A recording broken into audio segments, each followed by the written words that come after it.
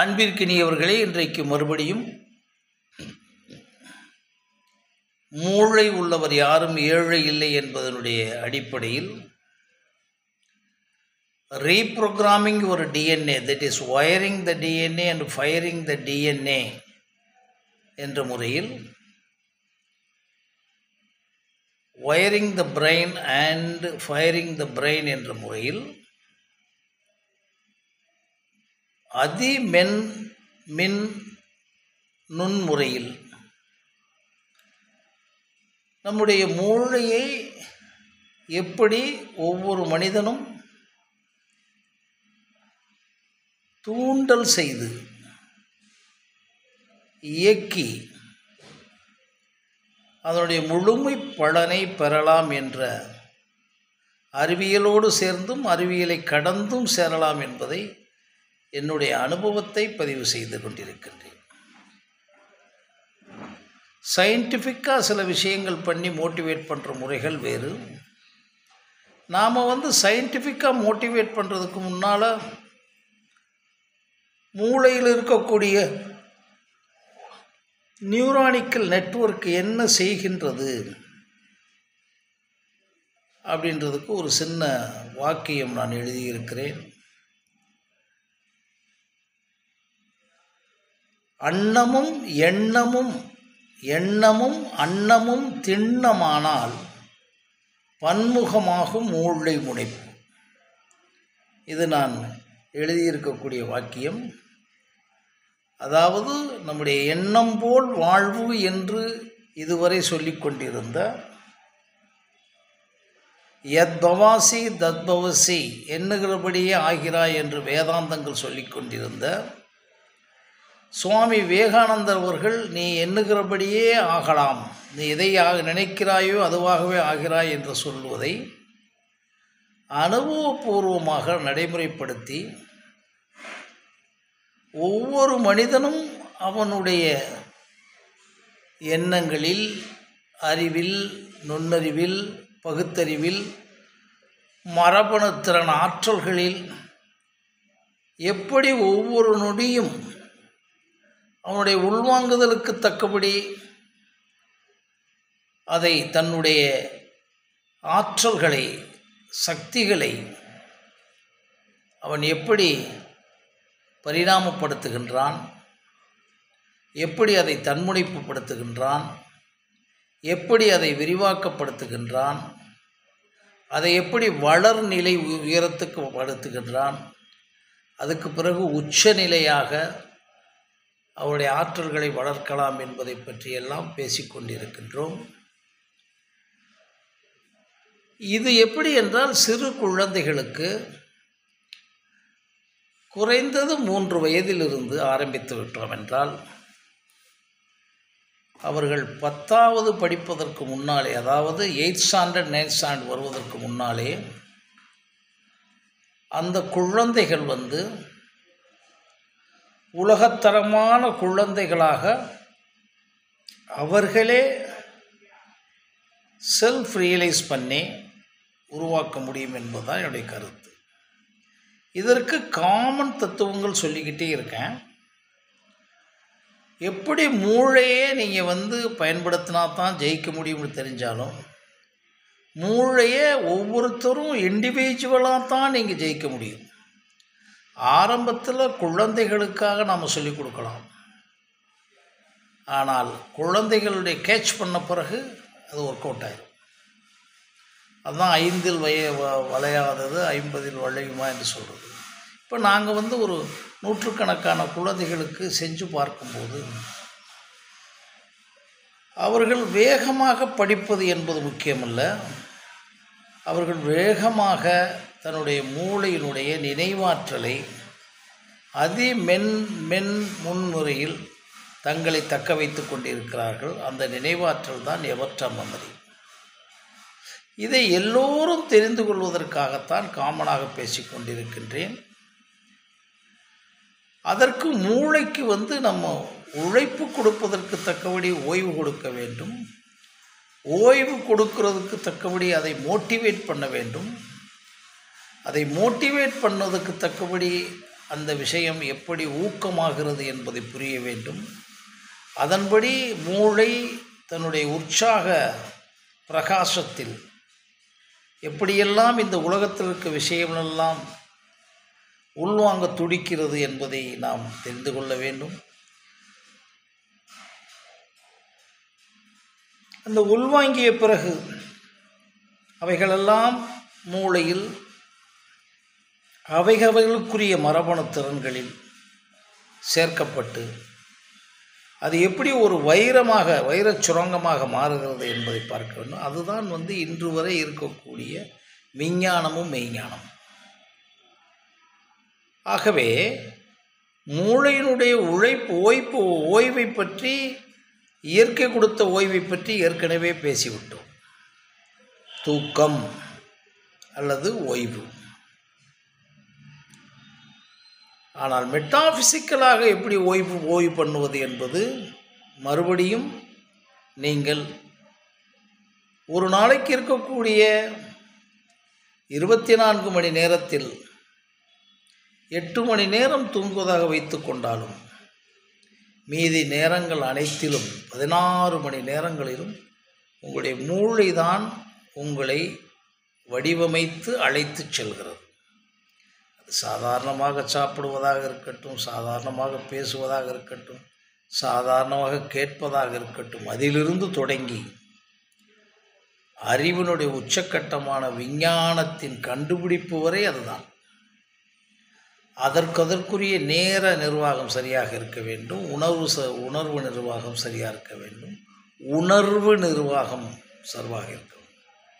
That is consciousness management இருக்க வேண்டும்.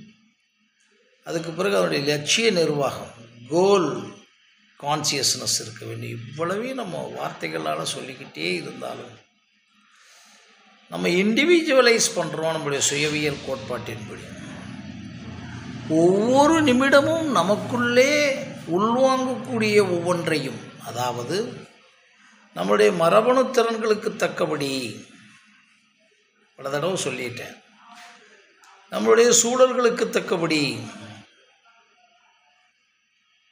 உள்வாங்கும் போது அந்த உள்வாங்குதல் 100% நடக்கிறதா நமக்குள்ளே அப்படின்னா நிச்சயமாக there should not be any diversion or distraction in your concentration or focus. அது எப்படி வேணாம் வரும். நீங்கள் கான்சன்ட்ரேஷன் பண்ணாமல் நல்லா ஃபோக்கஸ் பண்ண தொடங்கவுடனே யுவர் என்விரான்மெண்ட்ஸ் நிறைய டிஸ்ட்ராக்ஷன் வந்துக்கிட்டு இருக்கும். அடிக்கடி திருநாவுக்கரசு சார் சொல்லுவார், அல்லது ஆனந்தன் டாக்டர் சொல்லுவார், எண்ணங்கள் ஓடிக்கிட்டே தான் இருக்கும். Knowingly or unknowingly, consciously or unconsciously ஓடிக்கிட்டே தான் இருக்கும். அந்த எண்ணங்களை எல்லாம் நீங்கள் அதை பார்த்து நிறுத்து அதெல்லாம் செய்ய வேண்டியதில்லை.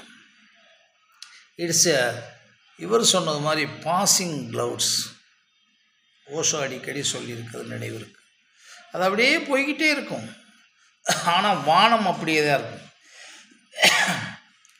உடனே இதுக்கு பயிற்சி கொடுத்து வானத்தை நிறுத்துவது எப்படி, உன் மனத்தை நிறுத்துவது எப்படிலாம் சொல்லவில்லை.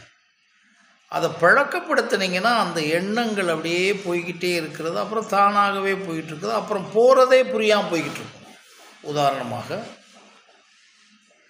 நீங்கள் நல்லா இப்போ Chennai, Madurai to Chennai first class highways road இருக்குது.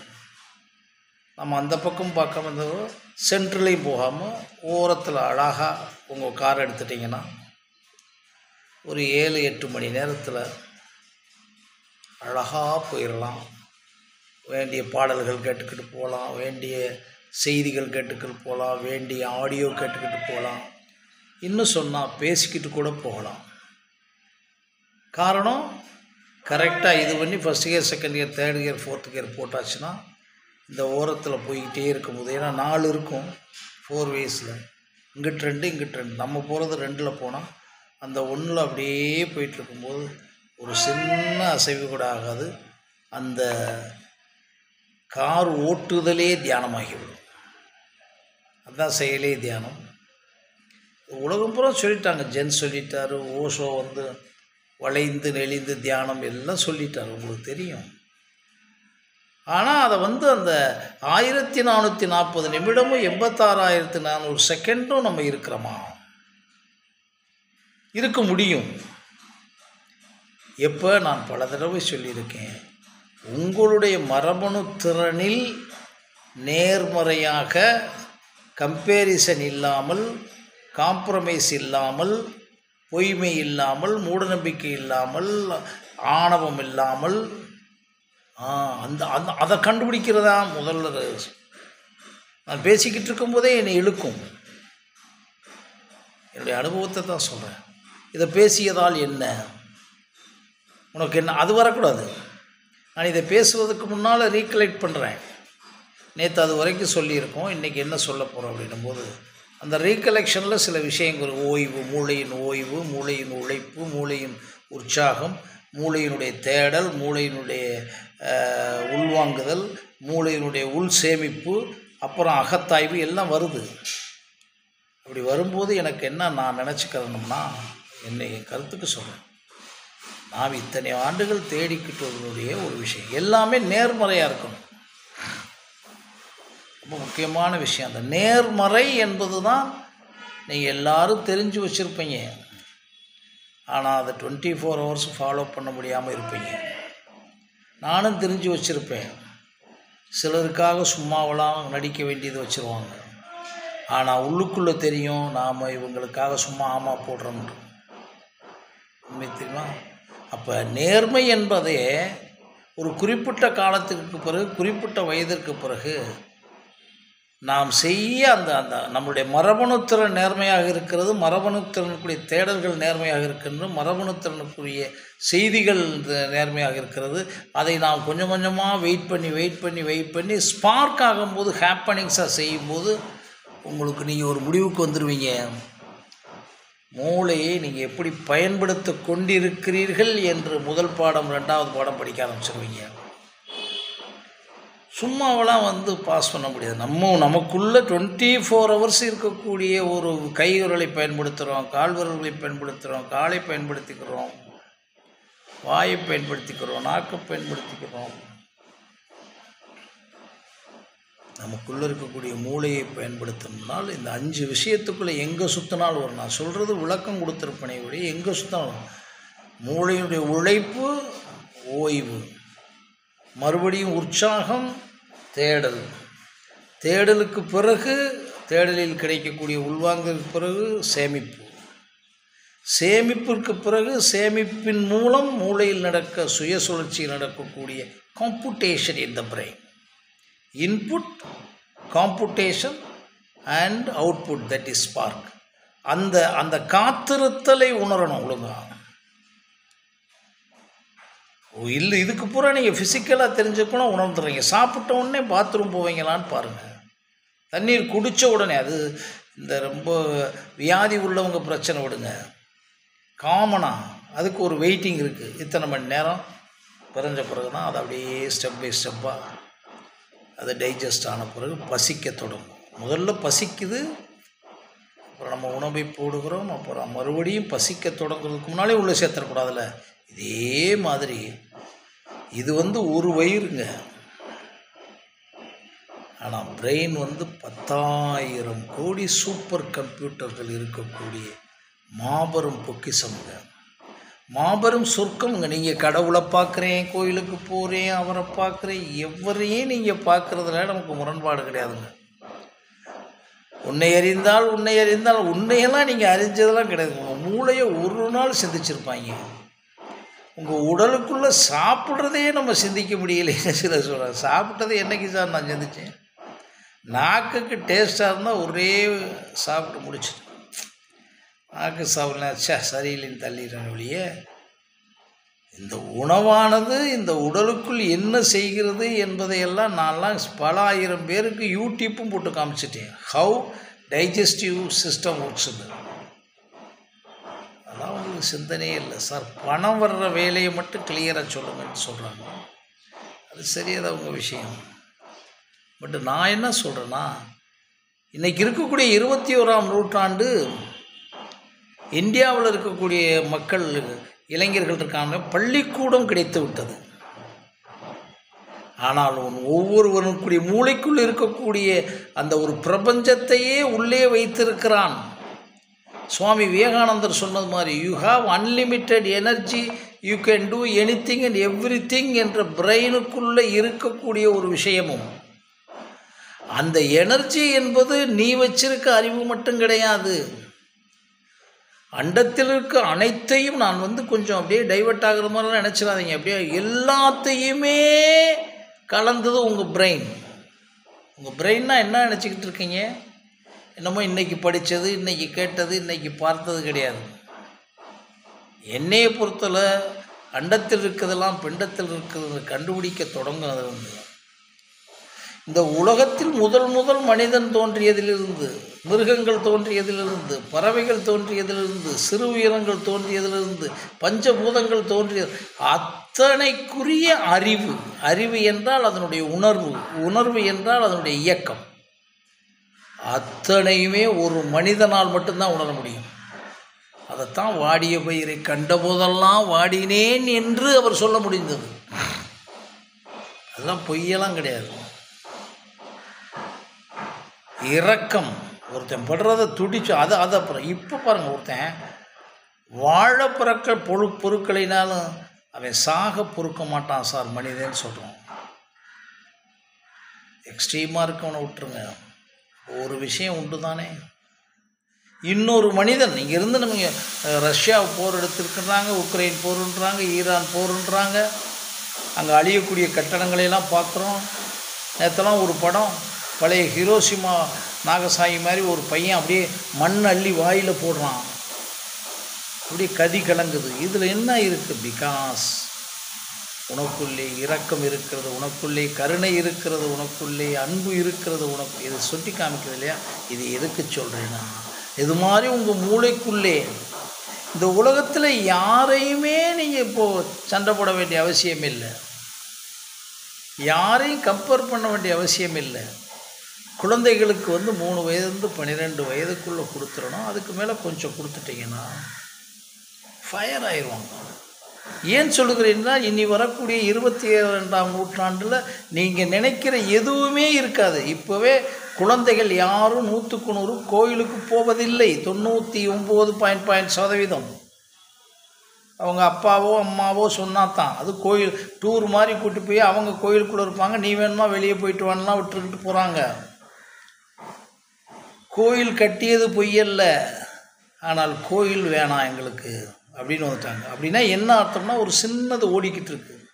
கோயிலெலாம் நமக்கு ஒரு செய்தி தான், ஆனால் நமக்குள்ளே இருந்தால் தான் வெற்றி அடைய முடியும். நாம் படித்தாத்தான், அப்போ அந்த நான் செஞ்சாத்தான்றதை வந்துட்டாமா. அந்த நான் என்ற ஒன்று உங்களுடைய டிஎன்ஏ தான். அப்புறம் இன்னொரு ஸ்பிரிச்சுவல் நான் இருக்குது. அப்போ இந்த விஷயத்தையெல்லாம் உள்வாங்கிக்கிட்டே இருக்க மூளை எப்படி உழைக்கிறது, அதை எப்படி ஓய்வு கொடுப்பது, அதை எப்படி உற்சாகப்படுத்துவது, அதை எப்படி மறுபடியும் மோட்டிவேட் பண்ணி தேடச் செய்வது, அந்த தேடுதல்களில் எப்படி உலகத்திற்குள்ளே புறமாக இருக்கக்கூடிய புறத்தாய்வு செய்து புறத்தில் இருக்கக்கூடிய அத்தனை விஷயங்களையும் படித்தல் என்பது என்ன? பார்த்தல், கேட்டல், பேசுதல், கலந்தாய்வு, திருப்பி ரீகலெக்ட் பண்ணுதல், ரிவ்யூ பண்ணுதல், எல்லாமே படித்தல் தான். இன்ட்ராக்ட் பண்ணுதல், தர்க்கம் என்றால் விவாதம், எல்லாமே படித்தல் தான். அதற்கு பிறகு சேமித்தல். இந்த மாதிரி உலகத்தில் இப்போ எங்களுக்கெல்லாம் இந்த வயது வரைக்கும் சொல்லிக் கொடுக்குறதுக்கு ஆள் இல்லாமல் நம்ம தேடி படித்ததுக்கு தான் இத்தனை வருஷம் போயிருக்கு. அப்போ இதெல்லாம் உண்மையான்னு பார்த்தா அதை நூல்களாக எழுதும்போது, மக்கள்கிட்ட பேசும்போது, குழந்தைகள்கிட்ட பேசும்போது குறிப்பாக ஏற்றுக்கிறாங்க. அதனால் இந்த விஷயமெல்லாம் நாம் செய்வதற்கு தயாராகி மூளை உள்ளவர் யாரும் ஏழை இல்லை என்றது இவ்வளவு பெரிய பொக்கிஷமா, இவ்வளவு பெட்டகமா, இவ்வளவு பெரிய ரகசியதமா, இவ்வளவு பெரிய பிரபஞ்சத்தினுடைய பிரதிபிம்பமா என்பதை முதலில் புரிந்து கொண்டால்தான், குழந்தை எப்படி பிறந்த உடனே இந்த குழந்தைக்கு நீங்கள் இத்தனை வயசாக என்னாகும்னு நினச்சிக்கிட்டு இருக்கீங்க. ஆனால் அந்த குழந்தை எப்படி உயிருக்கு மேலாக தாய் நேசிக்கிறாள், தகப்பன் நேசிக்கிறான். சில எக்ஸ்ட்ரீம் இருக்கும். அது தெரியுமா? அதுக்கு தான் நாங்கள் சொல்கிறோம், ஒவ்வொரு குழந்தையும் குறைந்தது 10,000 கோடி மதிப்புள்ள குழந்தைகள் மதிப்பது போல ஒவ்வொரு மனிதனுடைய மூளையும் பல லட்சம் கோடி மதிப்புள்ள உலகத்தை படைக்க இந்த பூமியை இன்னொரு விஞ்ஞான உலகத்திற்கும் மெய்ஞான உலகத்திற்கும் கொண்டு சொல்ல. இவங்க சொல்கிற இந்த பூஜை பாதம் அந்த வேலையெல்லாம் கிடையாது. மெய்ஞானம் என்பது வள்ளுவன் சொன்னது தான். வள்ளுவன் எப்பொருள் யார் யார்வாய் கேட்பினும்ன்ற மாதிரி எப்பொருள் எத்தன்மை தாயினும் அப்பொருள் மெய்ப்பொருள் காண்பது அறிவு என்ற மெய்ஞானத்தை கண்டுபிடிப்பதற்கும், இந்த மெய்ஞானத்தை வைத்துக்கொண்டு இந்த பூமியில் இருக்கக்கூடிய அத்தனையை வைத்துக்கொண்டு பஞ்சபூதங்களை வைத்துக்கொண்டு தானே பலம் கண்டுபிடிக்கப்பட்டது. ஒவ்வொன்றா சொல்லிக்கிட்டா இருக்கணும். அப்போ இதையெல்லாம் இன்னொரு பூமிக்கு கொண்டு போகணுமே. இந்த உலகம் இப்போ அழியாதே, குழந்தைகளை ஒரே நாள் அழிக்க முடியாதே. அவன் வருகின்ற வேகத்துக்கும் அவனை காட்டுகின்ற அறிவுக்கும் நீங்கள் என்ன வச்சுருக்கீங்க? 100 வருஷத்துக்கு முன்னால் இருக்கிறத உட்காந்துக்கிட்டு 500 வருஷத்துக்கு முன்னால் இருக்கிறத வச்சுக்கிட்டு கதை சொல்லிக்கிட்டு நம்ம பண்பாடு சரிங்க சார், அந்த பண்பாடை ஏன்னா வேணான்னு சொல்கிறேன். அதுக்கு பிறகு வளர்ந்துருக்கானே உலகத்தில். நீங்கள் இங்கே வந்து ஓட்டிக்கிட்டு இருக்கீங்கல்ல சார் அழகா சல்லிக்கட்டு, அது என்ன பொய்யா சார்? அப்படியே போட்டு பாருங்கள் சார், WWW விமன்ஸ் சாம்பியன் போட்டு பாருங்கள் சார். ஆப்பிரிக்காவில் பண்ணுறாங்க சார் 2 பெண்கள். நீங்கள் இங்கே வந்து முரத்தில் அடிக்கிறேன் அறத்தில் அடிக்கிறேன்னே பேசிக்கிட்டு இருக்கீங்களா சார், அங்கே என்ன பண்ணுறாங்க பாருங்கள் சார் பெண்களை. அப்போ அந்த எனர்ஜியெல்லாம் எப்படி சார் வந்துச்சு? அந்த எனர்ஜியை உங்கள் பண்பாடை கையில் வச்சுக்கோங்க, உங்கள் பழமையை பூரா வச்சுக்கோங்க, நீங்கள் அந்த உங்களுடைய இதெல்லாம் வச்சுக்கோங்க. ஆனால் அவன் வளர்ந்துக்கிட்டு இருக்கானே, அவன் வளர்கிறதுக்கு உங்கள்கிட்ட இருக்க ஒரே சொத்து மூளை தானே, உங்கள்கிட்ட இருக்கக்கூடிய ஒரே சொத்து DNA தானே, உங்களுடைய ஒரே சொத்து வந்து நீங்கள் அதை வளர்க்குறது தானே. வேறு எதை வச்சு செய்ய முடியும்? அன்றைக்கு பட்டினியாக இருந்த குடும்பங்களில் இருக்க பிள்ளைங்க IAS பாஸ் பண்ணியிருக்கு. கண் தெரியாத ஒரு பொண்ணு வந்து IFS பாஸ் பண்ணியிருக்கு. அது என்ன செஞ்சு? மூளையைத்தானே பயன்படுத்துச்சு. அதனால் பணம் வச்சுருக்கிறதுனால அம்பானி மகன் வந்து IAS ஆகிட முடியாது. நேரு குடும்பத்தில் யாரும் IAS ஆகலை. புரிஞ்சுக்கோங்க, பணமோ பொருளோ பதவியோ ஒன்றும் கிடையாது. உடைய மூளை தான் அதை எப்படியெல்லாம் செய்யலாம்னு.